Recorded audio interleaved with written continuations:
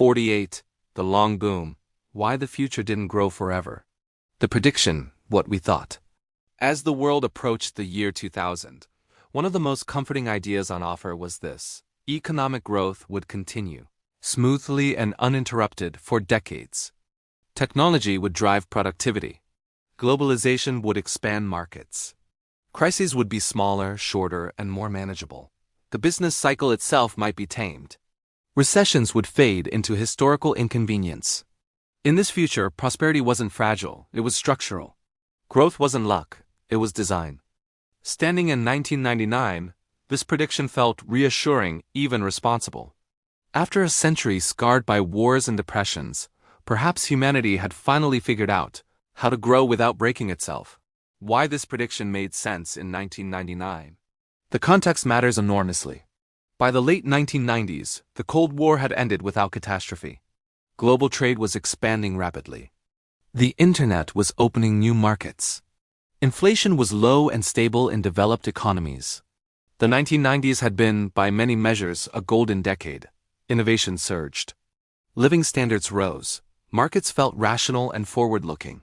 History itself seemed to be bending towards stability. This belief fit perfectly with millennium-era optimism, the sense that the 21st century would be less violent, more prosperous, and better managed than anything that came before it. For younger readers today, it's important to remember how unusual this confidence was. In 1999, many genuinely believed that large-scale economic collapse was a solved problem. The future, it seemed, had learned from the past. Who said it, and where? This vision was most famously articulated in The Long Boom, 1997, published by Peter Schwartz in Wired.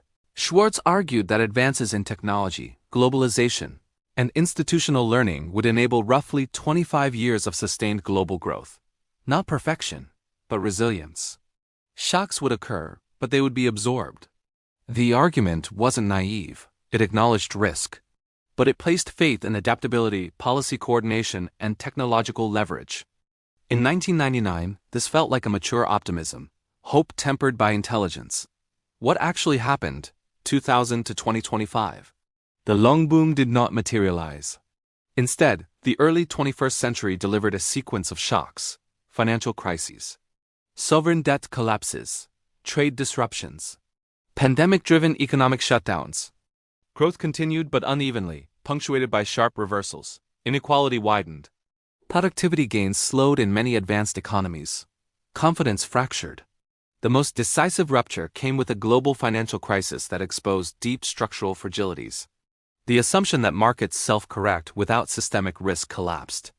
By the 2020s, economic discourse had shifted from optimism to resilience, from growth to stability, from expansion to risk management. The future didn't break economics.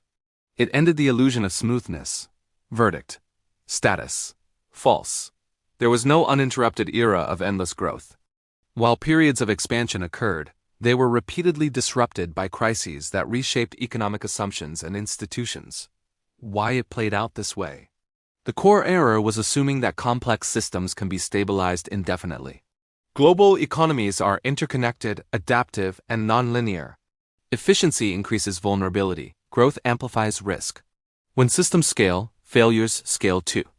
There was also a political blind spot. Economic growth depends on social trust, legitimacy, and distribution. When gains concentrate, instability follows. Even if aggregate numbers look healthy, the future didn't end growth. It reintroduced cycles. What this prediction teaches us about the future. This case reveals a crucial forecasting lesson. Optimism about systems often underestimates tail risk. The long boom assumed learning would outpace shock. In reality, shocks arrived faster than institutions could adapt. In 1999, endless growth symbolized maturity. In 2026, it symbolizes the danger of believing that history has gone quiet. The future delivered prosperity, but never without interruption. One sentence takeaway. The world didn't stop growing, but it never learned how to grow without falling.